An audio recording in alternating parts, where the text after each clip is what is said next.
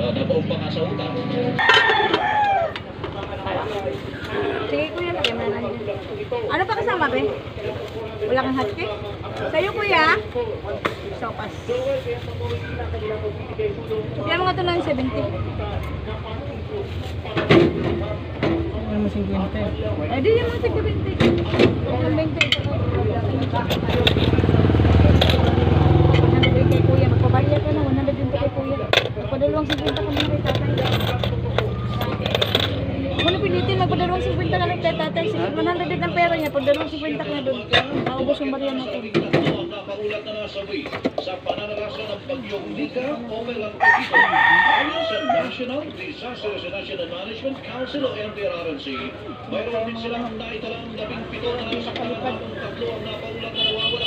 Umabot naman sa 1.1 million na pamilya o 4.2 million na individual ang naapektuhan ng bagyo kung saan nasa higit 100,000 individual pa ang katuloy na nananatili sa mga evacuation centers. Kita ko yan, magbabarya lang. Ilang naman ang apektuhan ng bagyong Nika o Melangkotito, umabot na sa mahigit sa Sa kanila niya.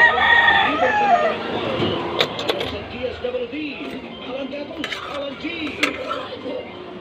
Grupo umahan sa 4,247,962 na individual ang naapektuhan ng tatlong magkakasunod na bagyo na COVID sa Luzon ayon sa Department of Social Welfare and the DSWD.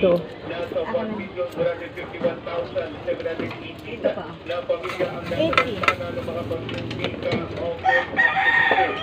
Wala ang pagkaroon sa Ilocos sa Luzon, sa Quezon, sa Tradisyon, sa Labas. Kami pansit, halo, bihon kanton. Wala yung kanton. Wala. Halo sila. Separado. May gatas pa yung wala yung gatas. Pag wala yung gatas, madang add ka pa. Sa individual, sa mga evacuation center, nasa 40,278 Masarap talaga yung paglagay mo sa o 49,299 ang namamalaki sa kanila mga kaanak. Napasalangan ng 10,381 na bahay na nawasak ang paglaban. Sa kasalukuyan, umaabot na sa 332.1 billion pesos ang dalagang humanitarian assistance na naipaabot ng DSWD sa mga nakalagatan ng pagkakasunod na bagyo. Bagyo na naman. Papas ko, sige, bagyo. Nagbuga na may higit sa 7,500 tonelada ng sulfur dioxide o asufre. Ayaw na pinigil. Nagkaroon sa Negros Island noong nakalipas sa araw po ng Sabado, November 20. Pagtutulog ng review ng energy. Ilang lamang sa tinitignan ng pagkakay sa clean energy technologies tulad ng nuclear energy. Sinabi ni Energy Undersecretary Rubén Aguibarra na pakil ng gobyerno na magkaroon Halo mo na, bihon kanton. ng nuclear energy sa pagsapit ng 2032.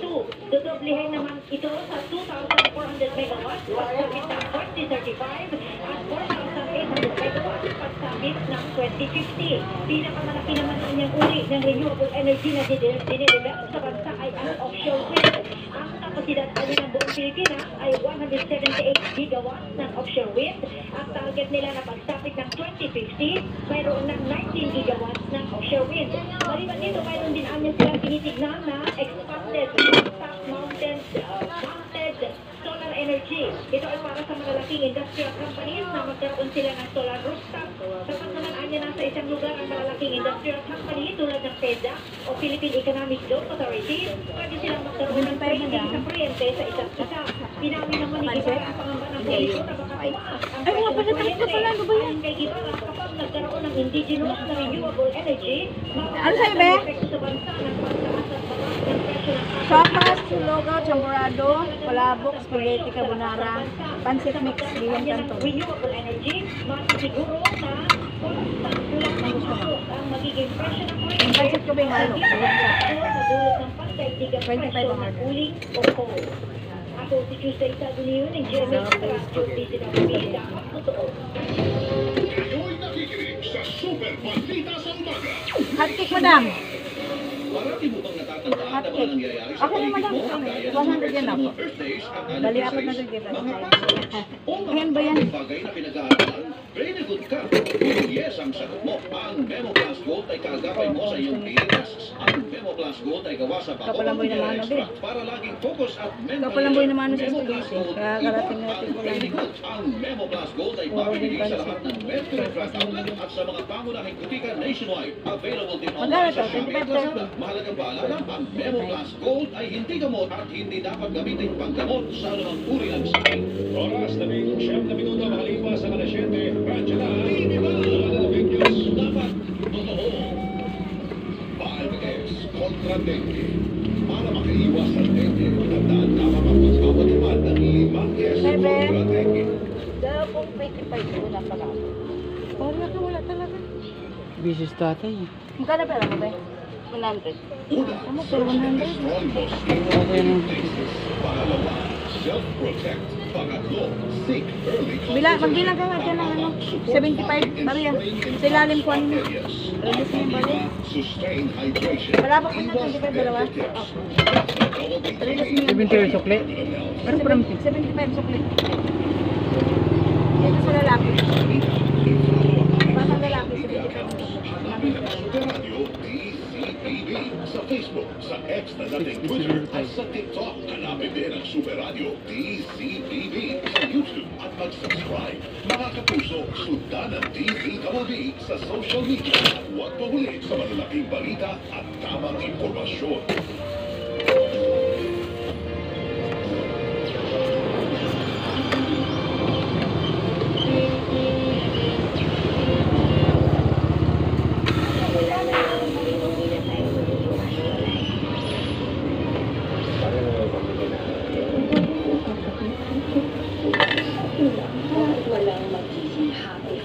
Ano pa, be? Asawa na ang asawa ko.